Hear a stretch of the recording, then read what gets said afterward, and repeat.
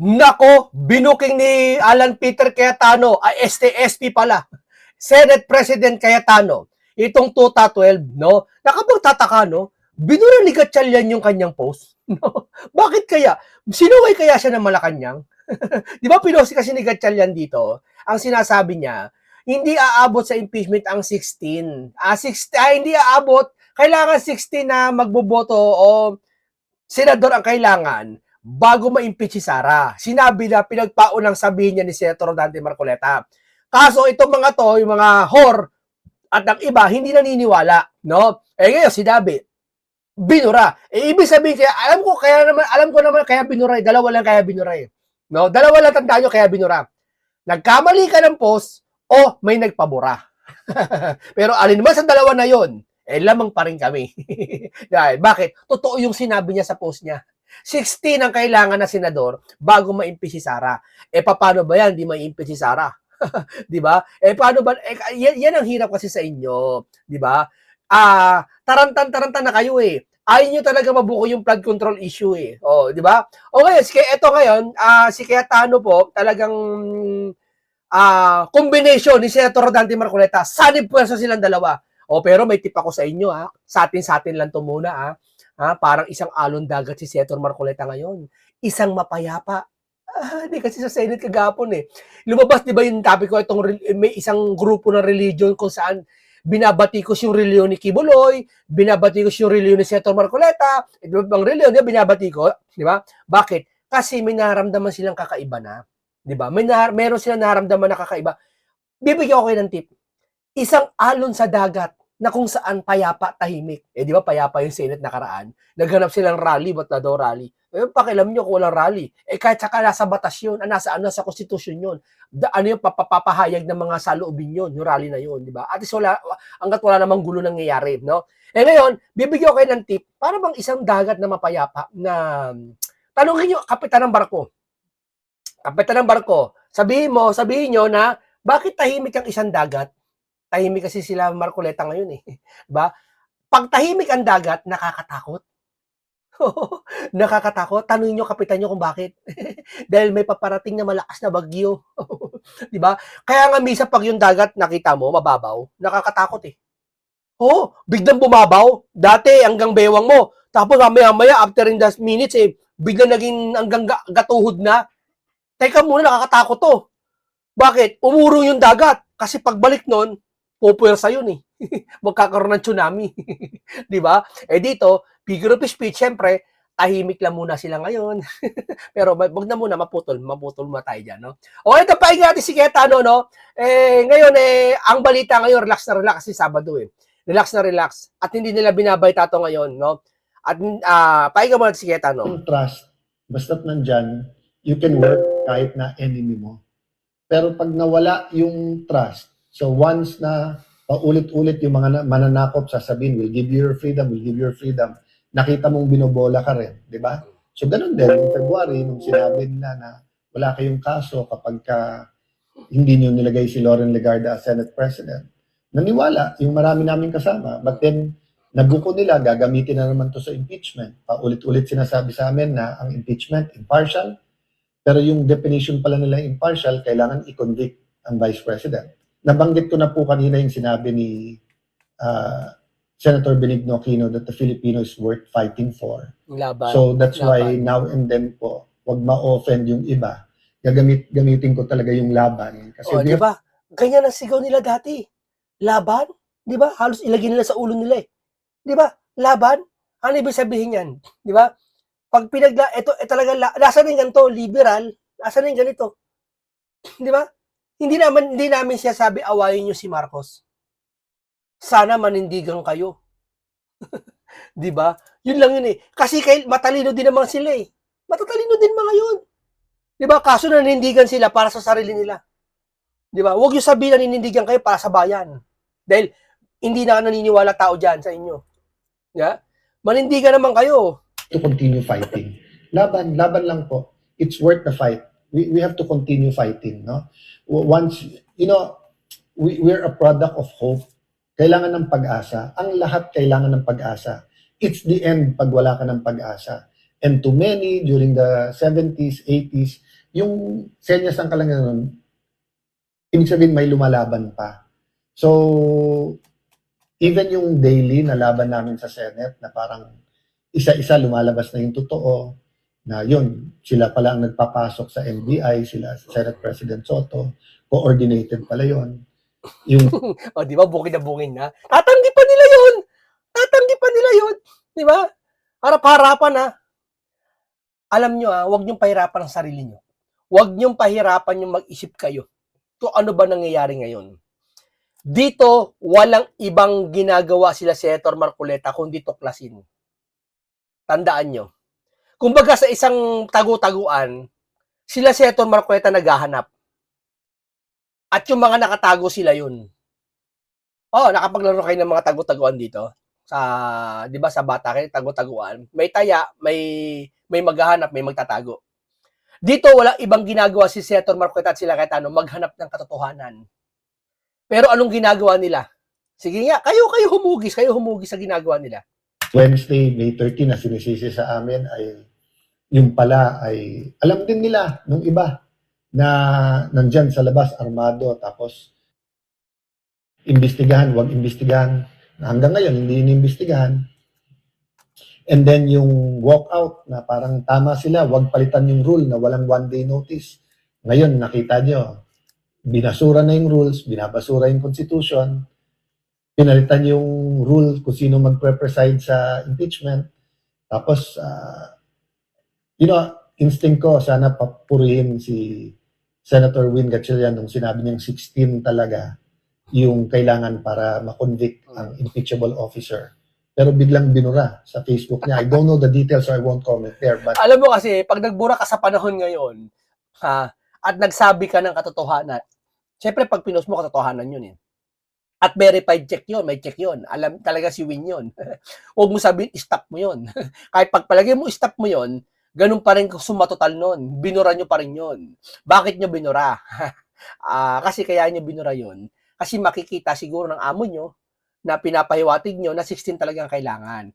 Ngayon, ang gagawin, siguro, may panibagong naratibo na naman, baka may kasuhan na naman sa isang linggo, baka may pakulong na naman, o ipadampot na naman sa dahig. Diba? Kaya yung post na yun, masama yun eh. Masama yung post na yun. the problem is Baka pain lang yun eh. Yeah? Akala nyo naman kakagat si Cayetano. trust eh. Sinabi din nila paulit-ulit, kung wala kayong 13, hindi nyo pwedeng palitan yung officers. Hindi lang yung Senate President. The officers are the head of OSAA, the Senate Secretary, Senate President Pro Tempore, which is Senator Loren Legarda, and the Senate President. Pero gumawa sila ng formula na pwede na ang 12 eh. So, yung modern day version ng pinaglalaban during the Spanish-Japanese time, American times na lies. So, during the Spanish times, yung di kayo organized, hindi nyo alam yung gobyerno, you don't know Christianity. So, all of that were partially true. Ito gusto ko kay Senator Cayetano eh. Talagang makadiyos siya eh. Talagang lagi niya sinisingi. Parang ako, lagi ko sinisingi talaga biblical sa Panginoon. Yung halimbawa, yung analogy tungkol sa Biblia. Kasi ano tayo eh, dito tayo sinanay eh. Dito tayo, ito yung bansa natin, Christian country tayo eh. Etong mga to, wala eh, di ba? Ang lalayo sa katwiran ng mga kalawaan natin, yung mga ibang pinklawan, ibang loyalista, malayo sa katwiran. But you didn't need to colonize a country to Christianize a country, di ba? So, yan, very clear yan. You didn't need to make people slaves, whether it's the African Americans or the kind of slavery they had in Asian countries. You didn't have to have slaves to say na it's in the name of Christianity or the name of good governance, di ba? So, yun yung modern version ngayon na 12 is 13. You need 13, but you can justify because you need the Senate and you need to cover up the flood control scam, di ba? So, my point is that 12, isa ang Judas. Talagang tama-tama sa kanila. No? is the trust. Ang trust, basta't nandyan, you can work kahit na enemy mo. Pero pag nawala yung trust, so once na paulit-ulit yung mga mananakop sasabihin, we'll give you your freedom, nakita mong binobola ka rin, di ba? So ganun din, nung February, nung sinabi nila na Pero ito, wala kayong kaso kapag hindi nyo nilagay si Loren Legarda as Senate President, naniwala yung marami namin kasama. But then, nabuko nila, gagamitin na naman to sa impeachment. Paulit-ulit sinasabi sa amin na ang impeachment, impartial, pero yung definition pala nila impartial, kailangan i-convict ang Vice President. So, nung lumaban at sinabing, wag lang si Loren, nung ako na nilagay, ayan na naman. Pagka umalis kayo kay Alan, wala na kayong kaso. yeah, totoo yan. Totoo yan. Pag umalis kayo kay Ala, wala na kayong kaso. O, ito tanong.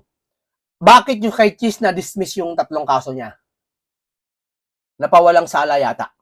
Aba, gugulat na lang kami, isang araw, baka yung plunder niya, wala na. O, di ba? Harap-harapan tayo ginaganito eh. Yung mga kababayan.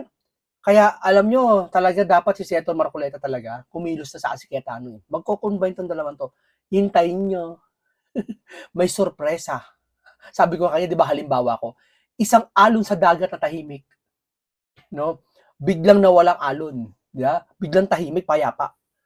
Pero may matinding balik. Hintayin nyo. Di ba? Ayoko sabihin eh. Baka madulas ako. No? Baka madulas ako eh. Kasi si Banat Bayata nadulas na eh. Ay! Sorry. Pag nandiyan kayo kay Alan, kakasuhan kayo. Diba? That's why nga iba po yung reaction ng pamilya ni Senator Jinggoy because alam nila yung totoo. Talagang na-witness din po nila yung mga tumatawag at mga nagsasabi. Naniniwala kayo, may kaso si Jinggoy? Naniniwala kayo? Ang labo ng kaso niya eh. Di ba si Pinky nagsabi mismo na kulang yung sa kulang?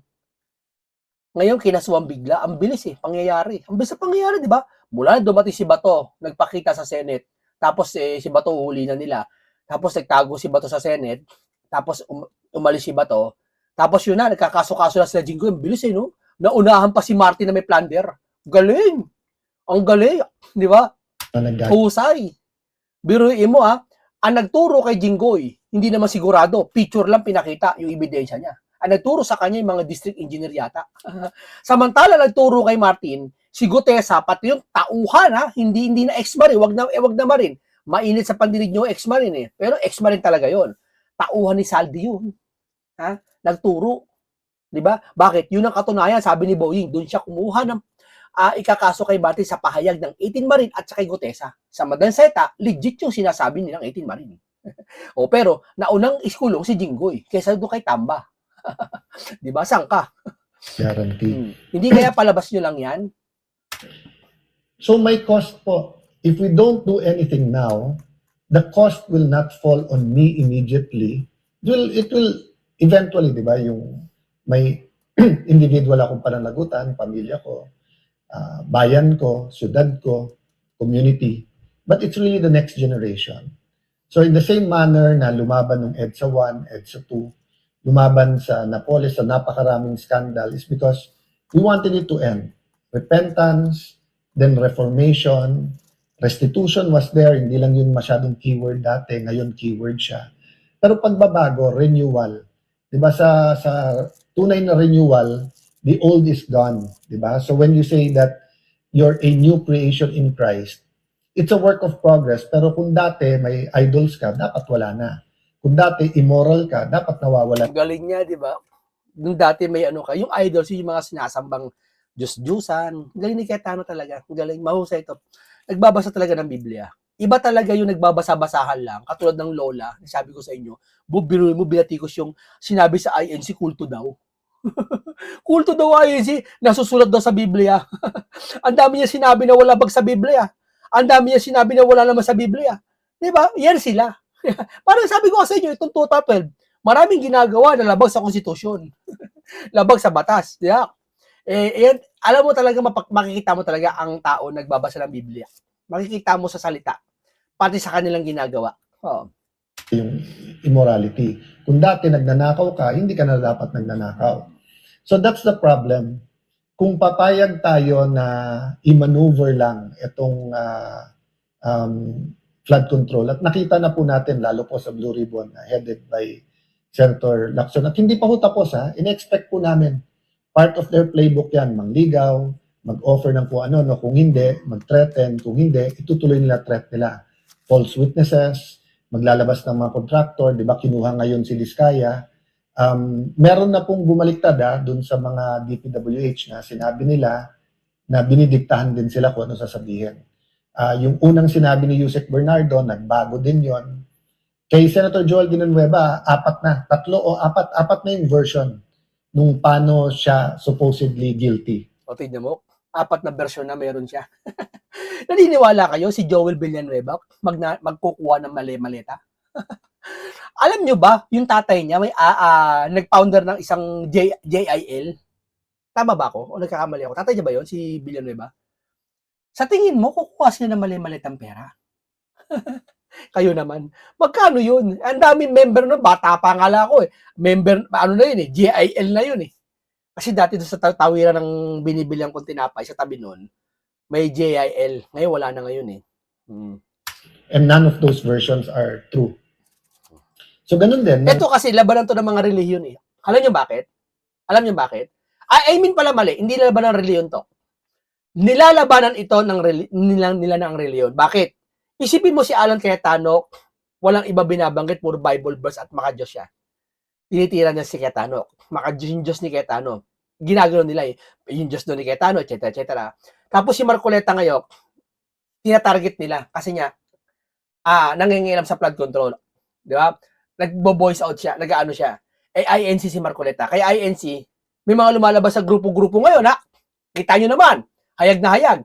Grupo-grupo lumalabas ngayon, tinitira ang INC. Kesyo daw kulto, kesyo daw ganyan, black booty, kesyo daw ganyan, puro kasinungalingan naman siya sabi. Tapos kay Seto Robin, di ba, yung mga Muslim, may magpapanggap kunwari Muslim, magsasalita, bali daw si Robin. Di ba? Si Joel naman, ha? Kaanak ng founder ng JL. Kaya puro religion to eh. Totoo lang. Puro religion. Sila, walang religion kasi sila eh. Meron man, siguro, wala silang pakialam. Kasi ang katwiran nila, manalangin nila sa bahay. Di ba? Ayun na, kinuha na si Mr. Diskaya from the Senate. Sabi niya na damay-damay na, sasama na lahat ng kilala niyang police. That's good. But there's nothing stopping the creative people in this administration from saying, we'll take care of you. Hintayin nyo may magsasalita. Ayoko madulas. Eto mga ituro mo. Then suddenly, may mga magsasalita pala. Clue! Nanaginip ako sa isang lugar, nasa isang stage, nagsasalita lahat ng mga taong individual. Yan nakikita ko. may kaso, whether sa DOJ at Ombudsman, then suddenly you're facing jail, then finally it's true. That's why pinilit nilang makulong si Jinggoy kasi sabi nawawalan na ng takot yung iba, lumalaban na. So kailangan totoo yun. Nawawalan ng takot kaya pinilit si Jinggoy para matakot. Si Barsaga, duda kayo, bakit tinanggal sa pagiging congressman? Di ba? Kasi may Blue Ribbon hearing si Marcoleta ng June 4 eh. Parang babala yun sa mga magsasalita. Di ba? Ayan nagsalita yan, tingnan mo si Barsaga, anong ginawa? Parang ganun. Alam nyo, mga taga-HOR, hindi naman lahat sa inyo. Huwag kayong matakot. Huwag kayong matakot. Di ba? Hindi naman si Sara kakampihan nyo eh. Mga tao ang kakampihan nyo. Kung saan, marami ngayon na nagsasalita ngayon. Na talaga, naghihintay lang siya ng pagkakataon. Maraming bibitiw na sa pwesto. Pwesto saan? Secret. Asang pwesto yon? Hulaan nyo. ipakita na totoo. At madali kay Jinggoy kasi usual suspect. Di ba? So, wala nang maniniwala sa tingin nila na Jinggoy sacrificed because ayaw niwalay sa grupo. But siya na nagsabi, he has evidence in the right time. Payagan natin siya magsabi sino at ano yung ebidensya. Pero mabigat po yung ebidensya and it will show. I've been hearing the last few days, there's so much evidence against the major players dun sa flood control. And everyone saying sana lumabas. That's why nga, pinanghawakan pa rin natin yung Blue Ribbon Committee. Kay Cayetano, wala silang masilip eh. Walang korupsyon si Cayetano eh. At tatawagin nila, Kawatano. Anong kinawat sa inyo ni Cayetano? Anong kinuha sa inyo ni Cayetano? Di ba? Yun lang pag-asar nila eh. Anong kinuha sa inyo? Di ba? Kesa yung harap-harapan na patunayan may kinuha. May mga testigo, may mga sasalita. Ayaw nyo imbestiga, ayaw nyo ipatawag. Di ba? O tuloy natin kay Senator Dante Marcoleta, tuloy natin yung mga nauudlot nating mga tatalakayan dito. Kasi ito kasi alam niyo bakit pinagpapatuloy ko dito lagi ito. Kasi mahalaga nung mapakinggan nyo. Hindi binabalita kapag pinlasyawan net 25. Hindi binabalita sa mainstream media sinasabi ni Senator Marcoleta. Napakahalaga nito na kailangan malaman ng taong bayan. Di ho ba? Kailangan malaman nito. Hindi ito yung parang, sige, tama na to, narinig ng isang kabilang panig. Hindi, ipinaparinig dapat sa lahat ito. Yun namang special session, Nelson. Hindi, kasi Magpapatawag ka ba? may panawagan. May Hindi, pero panawagan. tutuloy din namin, Jen, ha? Tutuloy Ay, opo, kami, opo. tutuloy kami. Hindi lang namin mapiho kung anong araw next week. Ayun. Oh. May request kasi sa Malacanang, si Senate, yun nga, acting pro tempore Sherwin Gatchalian na magpatawag ng special session dahil meron daw mga priority legislation Oho. na kailangang Nabinbin ba ay yung sa batas. Oo. Oho. Ang sabi naman ng Pangulo, ipapatawag lang niyang special session kapag na-resolve na ang leadership sa Senado. Tama rin naman yun. Opo. Bakit ka mo? Mm-mm. Pagkaraniwan kasi, Jen, ang special session ay palaging merong emergency element. Yes po. Oh. Isa sa mabuting halimbawa nung panahon ng COVID-19 dahil kailangan naming maipasa yung batas na Bayanihan Law. bayanihan law. Yes po. Oh. Nag-special session. So makikita mo kaalakbay ng isang emergency situation. Mm-mm. COVID-19 talaga ay napakalaki ng problema ang ibinigay sa bansa natin. Ano? Kung minsan naman ang Pangulo ay nahingi ng emergency power. Yes po. Lalo na kung halimbawa isang sakuna na talagang pangkalahatan. Ano? Mm-mm. Mabuti na lang yung nangyari ngayon, nakasentro lang sa bahagi ng Mindanao at hindi naman kabuuan ng Mindanao. Mm-mm. Pero halimbawa, ang nangyari ay buong bansa ay talagang Nawasak. hindi, ibig sabihin merong Apektado. may lindol sa sa kalakhan ng Mindanao, ganun din sa Visayas Mhm. hanggang sa Luzon. Magre-require ng national emergency talaga, pati opo. emergency power. Aha. Ganun ang nature ng pagtatawag ng Special special session. Hindi basta-basta pinapatawag. Hindi basta-basta Oo. pinapatawag. Oo. Karaniwan, kung halimbawa naman merong certified na bills Mm-mm. na hindi magawa-gawa, ay Oo. talagang tatawag. Kasi kami, Special session yun. Oh. break kami. Tatawag siya ng special session Mhm. dahil nga doon sa certified na bills na gusto niyang matapos May matapos. o Sa batas. may sa batas. Aha. Ganon. O kaya naman, may mga batas na nasa advanced stage na ng legislation Mhm. na halos pirmahan na lang. Alam nyo, sa kwento nito ni Senator Marcoleta, may gusto ko ipapansin sa inyo Pero ayaw kong sabihin muna sa inyo ngayon. Pasensya na kayo. Pero laliman nyo lang ang inyong pangunawa. Bakit laging paulit-ulit siya sabi ni Senator Marcoleta to? Bakit? Patibong sa inyo na naman to. Di ba? Dito lang. Yeah. May gusto ko, tandaan nyo tong araw na to, na kung saan, paulit-ulit yung sinasabi ni Senator Marcoleta to. So, tungkol dito sa mga ganito, sa pagpupulong, sa pag-convene, sa pag-12 quorum, 13 dapat. Nakita nyo? Yeah? Sasabihin ko sa inyo, sa katapusan. Hindi katapusan ng mundo, katapusan ng mga buwan. Hintayin nyo lang. Diba? Sabihin ko sa inyo kung bakit. Kung bakit ganito. Napakalalim, hahanga kayo kay Senator Marcoleta. Hahanga kayo kung bakit mo ganito. Ako, may alam ako. Pero hindi ko ba sasabihin niya, siyempre, kasi alam mo naman, yung mga tik-tik, di ba? Nasa bubong lagi yan.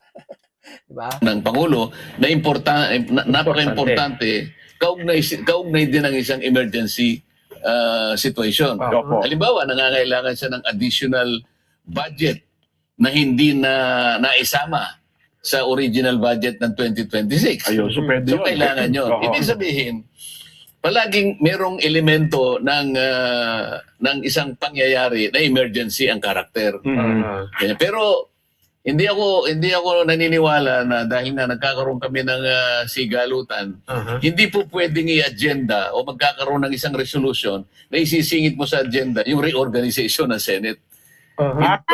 Pwede yun. Oh. Hindi pwede yun. Palagay ko, baka magkaroon na naman ng problema pag isiningit mo yun. Palaging Oo. legislation. Mm-mm. Okay? Advanced stage, o kaya yung nasa BICAM na, o kaya certified urgent ng President. Opo. Kaya kung sinabi ng Presidente na tatawag lang siya, kung organized na sila, Oo. tama siya doon. Tama. Oo. So hindi siya tatawag ng special session para mag-organize. para lang mag-organize. Oo. Alam mo, yun ay tungkulin yun ng Senate President. Aha. Nasa rules namin yun, kung di ako nagkakamali, Section 42, Rule 14, Mm-mm. na magre-reconvene lang kami para ma-reorganize kami. Aha. Hindi yung sakop ng ng executive department. Kami din yun. Oo. Kaya ito yung nagiging problema, kaya hindi discuss natin kanina, Jen. Tama. Pero balita ko bakit itong mga huling araw na to, itong mga huling date na to, bakit nakatuto kayo kay Marcoleta?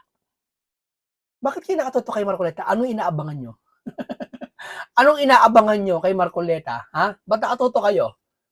Ha? Ang sipag na ibang mainstream media nakatuto kay Marcoleta. Nakatutok eh. Di ba? Kasi mula nung naglabas si Banat Bay, na meron daw isang samahan na magre-revolution daw ng prayer rally. No? Wala sila ibang ginawa kundi tutukan si Senator Marcoleta. Anong kinalaman niyo Senator Marcoleta doon, ha? Anong kinalaman si Senator Marcoleta doon? Importante na talagang may mamamagitan dito. Opo. Mamagitan sana yung isang ahensya ng ating pamahalaan Oo. alang-alang sa ating paggunita sa araw na ito. Mm. Sana itong araw na ito may nakikinig sa ating Korte Suprema at Maestrado ng Korte Suprema. Opo. naantig ang kanilang kalooban. Oo. Oo nga naman, sabi nila. Mm. Nagdi-discuss sila araw ng ating kalayaan. Mhm.